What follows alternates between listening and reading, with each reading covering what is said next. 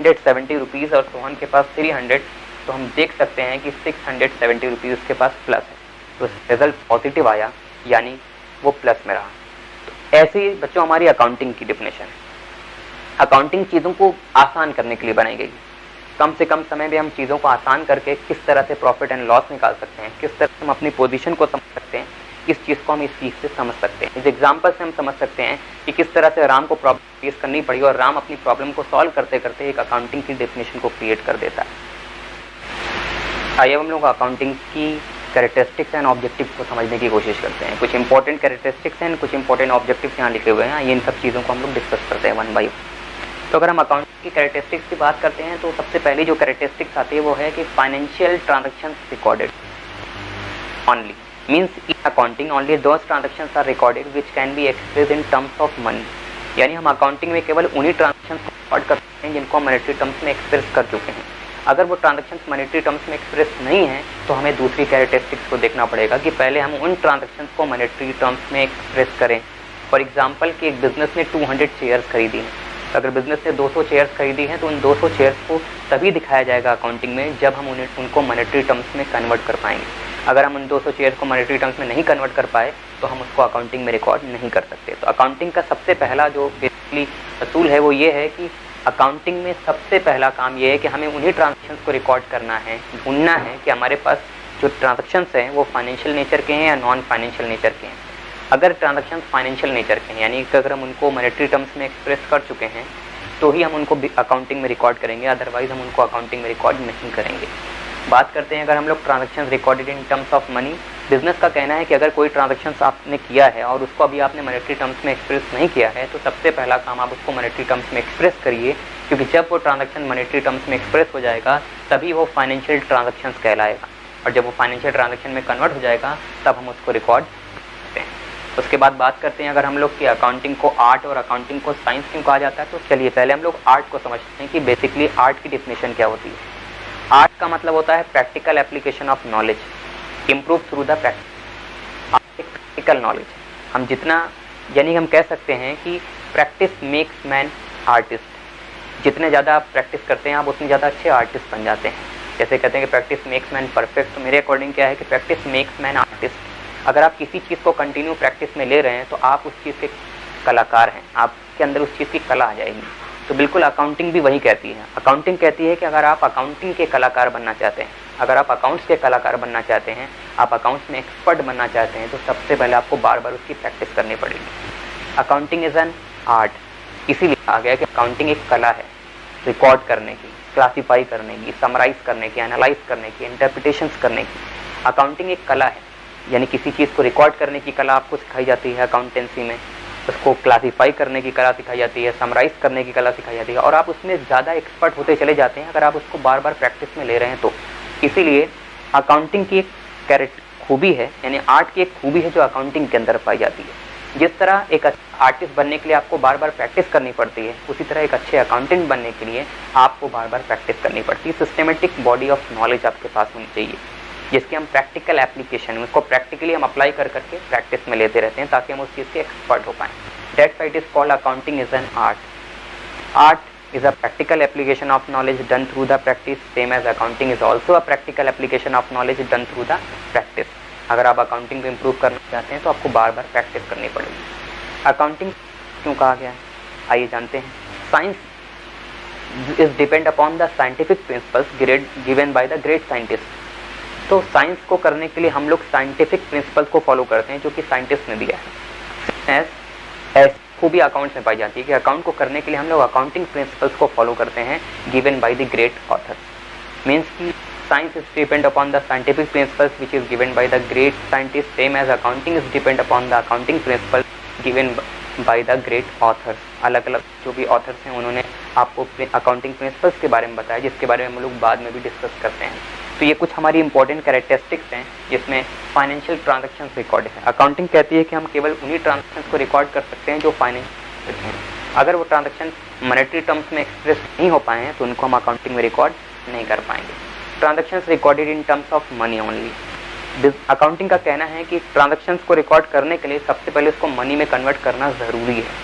अगर आप मनी में उसको कन्वर्ट नहीं कर पा रहे हैं तो उसको अभी अकाउंटिंग में रिकॉर्ड नहीं कर सकते हैं। अकाउंटिंग को आर्ट और साइंस क्यों कहा जाता है, आप क्लियर है? तो आइए ज़रा जानते हैं कि ऑब्जेक्टिव्स के बारे में अकाउंटिंग के। कुछ इंपॉर्टेंट ऑब्जेक्टिव्स हैं जो एंट्रेंस में पूछे गए हैं और इम्पॉर्टेंट भी हैं काफ़ी। तो आइए ज़रा जानते हैं कि ऑब्जेक्टिव्स में यानी इम्पॉर्टेंट विशेष जो खासियत है, जो एक ऑब्जेक्टिव है, एम है अकाउंटिंग का, वो क्या है। तो पहला एम है वो है to keep the systematic record of business transaction. कहते हैं कि अकाउंटिंग का जो पहला रोल है, वो सबसे इम्पॉर्टेंट और प्राइमरी ऑब्जेक्टिव है, वो है to keep the systematic record of the business transaction. जो भी बिजनेस ट्रांजैक्शन हो रहे हैं उसका सिस्टमेटिक रिकॉर्ड मेंटेन करना, उसको एक प्रॉपर वे में रिकॉर्ड मेंटेन करना, ताकि रिकॉर्ड ना हमसे छूट पाए, ना ही हमसे ज़्यादा एरर हो पाए। पूरी की पूरी अकाउंटिंग कोशिश करती है कि आप अपने काम में।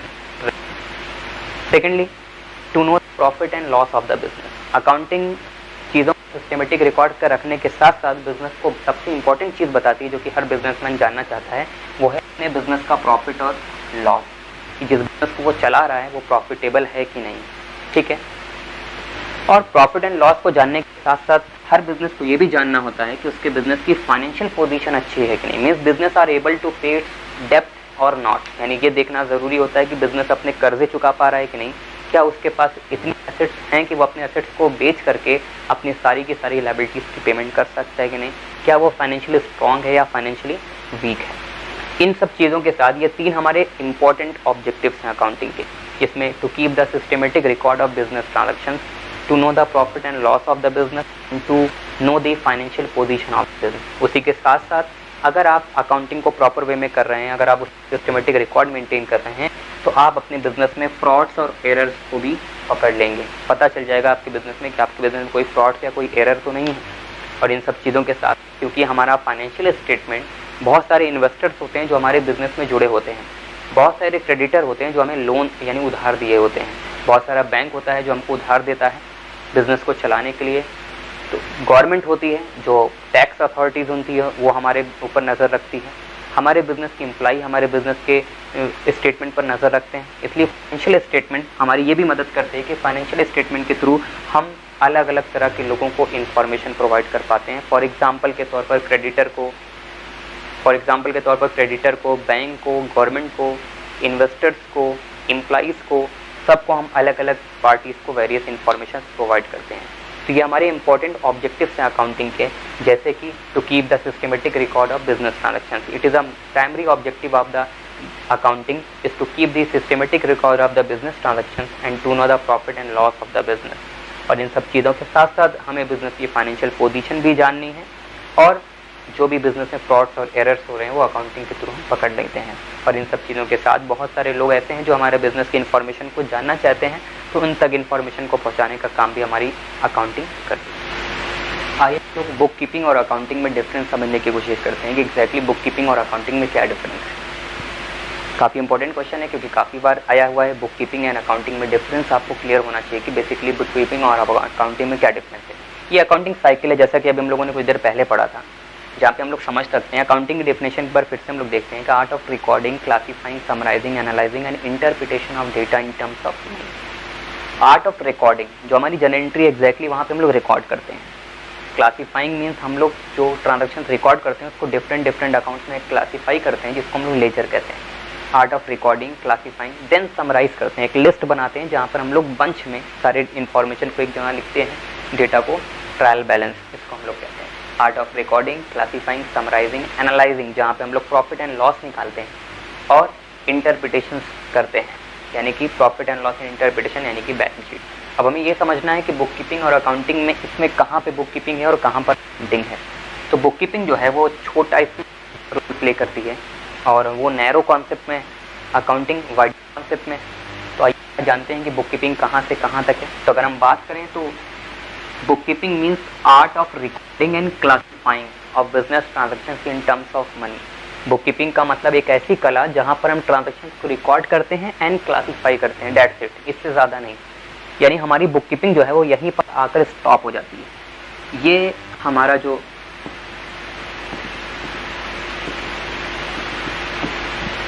एलिमेंट है, यानी जनरल एंट्री और लेजर, हमारी बुक कीपिंग यहीं पर आकर कंप्लीट हो जाती है। Is an art of recording and classifying of business transactions in terms of money.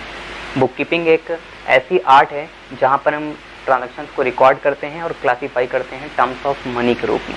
और जहाँ पर हमारी बुक कीपिंग कंप्लीट होती है, उस बुक कीपिंग को कंप्लीट करने के बाद जब हम आगे के ट्रांजैक्शंस की तरफ बढ़ते हैं, आगे की प्रोसेस की तरफ बढ़ते हैं, तो उसको हम लोग अकाउंटिंग कहते हैं।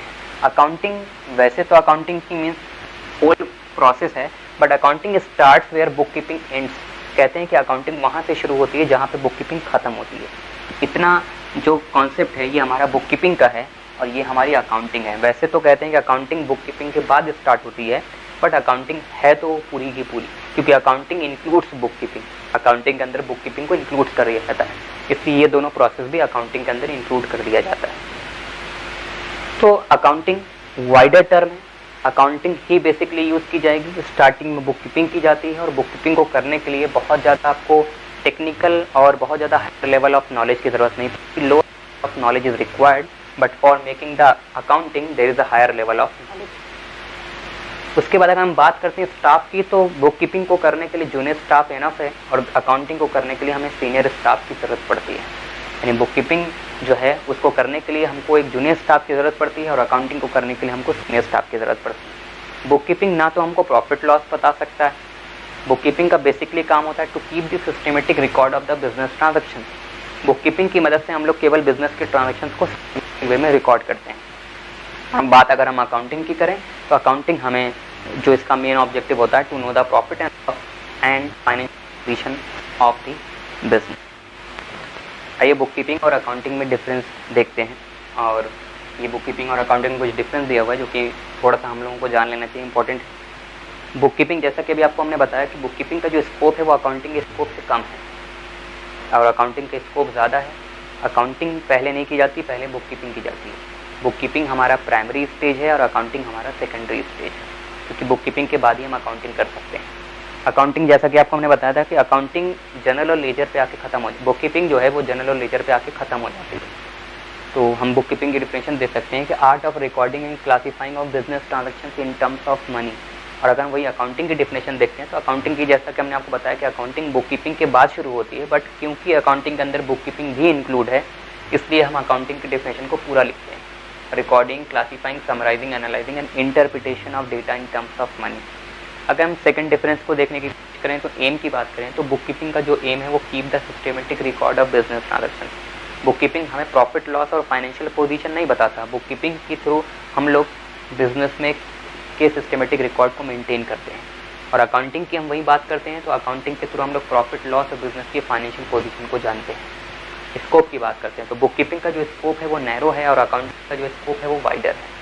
उसके साथ साथ डिपेंडेंसी की बात करते हैं तो बुक कीपिंग अकाउंटिंग डिपेंड नहीं होती है, बुक कीपिंग खुद से बनाई जाती है, उसमें अकाउंटिंग का कोई रोल नहीं होता। बट हाँ, अकाउंटिंग को करने के लिए बुक कीपिंग का रोल बहुत मायने रखता है, यानी कि बिना बुक कीपिंग के हम अकाउंटिंग को नहीं कर सकते, क्योंकि अकाउंटिंग के ये जो दो स्टेप्स हैं वो तभी हम कर सकते हैं जब हम बुक कीपिंग को कंप्लीट कर पाएंगे। बात करते हैं नॉलेज की, तो बुक कीपिंग को अगर हम लोग देखें तो बुक कीपिंग के लिए हमको लोअर लेवल ऑफ नॉलेज की ज़रूरत है, यानी बुक कीपिंग को करने के लिए हमको बहुत ज़्यादा हाई लेवल ऑफ नॉलेज की ज़रूरत नहीं पड़ेगी।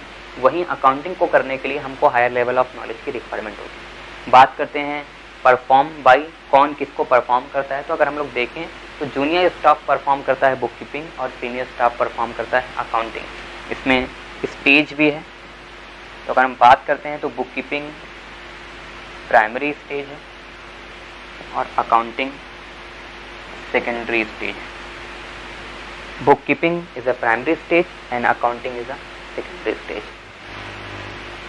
आइए अकाउंटिंग के advantages, disadvantages and qualitative characteristics के बारे में जानते हैं। इसमें हम लोग को एडवांटेज नहीं पढ़ना होगा, इसलिए एडवांटेज नहीं पढ़ना होगा क्योंकि ऑलरेडी हम लोग जो है इम्पॉर्टेंस और ऑब्जेक्टिव पढ़कर आ रहे हैं अकाउंटिंग।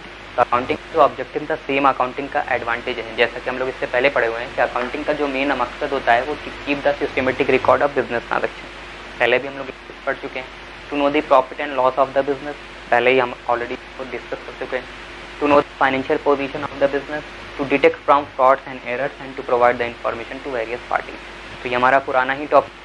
अब हम बात करते हैं डिसएडवांटेज, क्योंकि एडवांटेज हमारा पढ़ा ही हुआ है, डिसएडवांटेज को देखते हैं। तो अगर हम बात डिसएडवांटेज की करें तो उसमें सबसे पहला डिसएडवांटेज जो इंपॉर्टेंट भी है, अफेक्टेड बाय विंडो ड्रेसिंग। अब विंडो ड्रेसिंग का मतलब क्या होता है? विंडो ड्रेसिंग का मतलब होता है कि जैसे हम खिड़की होती है, अगर उस खिड़की पर हम पर्दा डाल देते हैं तो उसके पीछे की चीज़ें नहीं नज़र आती।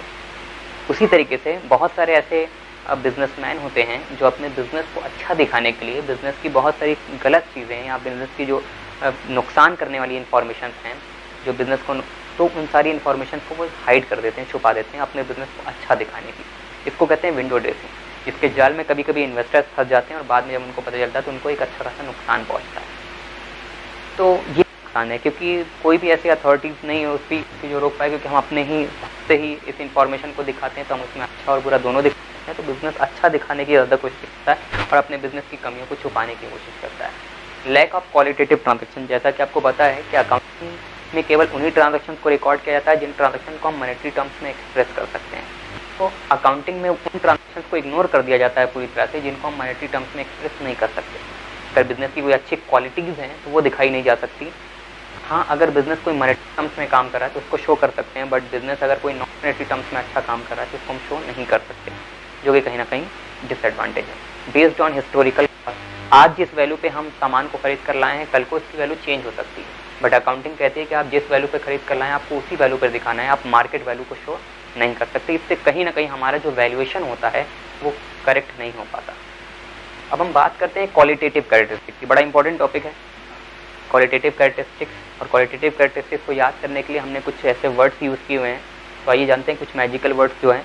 जैसे कि क्वालिटेटिव कैरेक्टरिस्टिक्स में बेसिकली 4 कैरेक्टरिस्टिक्स हैं, R reliability, R relevance, U understandability and C comparability.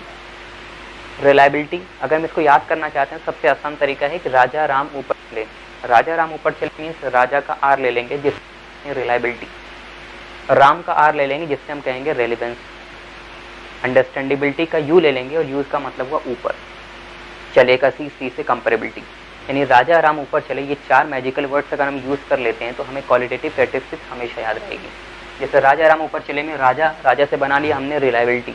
अब रिलायबिलिटी मीन्स होता है भरोसेमंद, और अकाउंटिंग कहती है कि बिजनेस में किसी भी ट्रांजेक्शन पे ट्रस्ट या भरोसा तभी किया जा सकता है जब हम उन ट्रांजेक्शन का एविडेंस अपने पास रखेंगे। यानी अगर हमें कोई भी लेन देन करते हैं तो उसका वाउचर हमारे पास होना चाहिए, ताकि कल को कोई हमसे अगर उसका प्रूफ मांगे कि ये आप प्रॉपर्टी या ये एसेट्स आपकी है कि नहीं है तो उसके एविडेंस के तौर पर हमारे पास वाउचर रहेगा। तो रिलायबिलिटी, तभी डेटा भरोसेमंद कहलाएगा। बिजनेस दूसरे कैरेक्टरिस्टिक्स कहता है रेलेवेंस। बिजनेस कहता है कि हम अपनी अकाउंटिंग में, यानी अकाउंटिंग कहती है बिजनेस से कि आप उन्हीं ट्रांजेक्शन को रिकॉर्ड करिए जो आपके लिए बहुत ज़्यादा इंपॉर्टेंट है, आपके लिए भी इंपॉर्टेंट है और आपके यूजर्स के लिए भी इंपॉर्टेंट है।